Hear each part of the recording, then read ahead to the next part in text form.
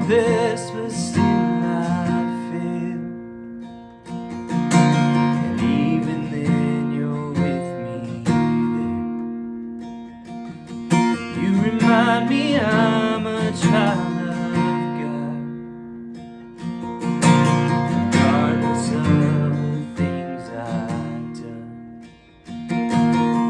Oh, my hope is found in perfect love.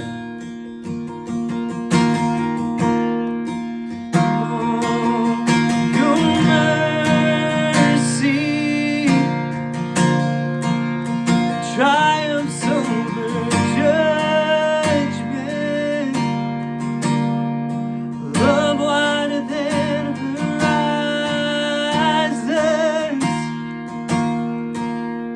stronger than all sin. Lord, your kindness, it leads us to repentance, to the heart of God. Your heart, oh God, is all I want. Hey everyone, it's summertime, and man, this always makes me think about summer camps. And I don't know about you, but I was a big fan of summer camps. And I remember there was this one, it was an overnight one, and our biggest thing that we always got to do was go swimming, and that was something we always looked forward to. But there was this one day, where we were supposed to be lights out at 10, and we were not lights out at 10. And I remember we got warnings and we still weren't listening. And so we actually had to have a consequence. And our consequence was we had to sit on the sideline of pool time and watch everyone else as they were in the pool, jumping in, doing all their fun stuff.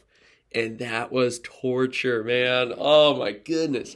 So we're just sitting there on the sideline. And I remember my cabin leader coming over and talking to us and saying, guys, I'll make a deal with you.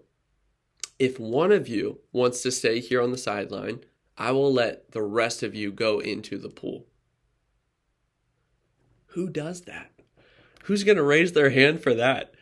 It definitely wasn't me, but I do remember one of my friends, Alan, raised his hand and said, I'll stay. And I could not believe that. But you know what? In so many ways, what he did right there to sacrifice himself and his fun and his time and allowing everyone else in his cabin to go in and have fun, it really just is a simple reminder of what Christ has done for you and for me. You know, I'm reading in Romans chapter 5, verse 8, and this is one of the things that it has to say. But God showed his great love by sending his son Jesus to die for you while you were still a sinner. You know, Jesus didn't have to come. God didn't have to send his son to die for you, to take your punishment, to take your pain, to take away your shame and your guilt. He chose to do that. He chose to do that because God is gracious. God is a gracious God. And just like my friend Alan, I remember sitting on the sideline, and then our cabin leader said, guys, because Alan offered to do this, I'm going to let all of you go in.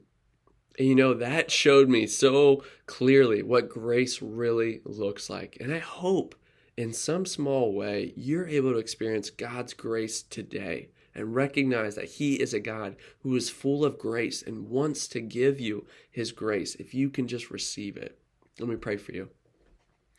Father, thank you for being a God who's gracious, who's kind, who is for us, and who's taken our place of punishment. We love you.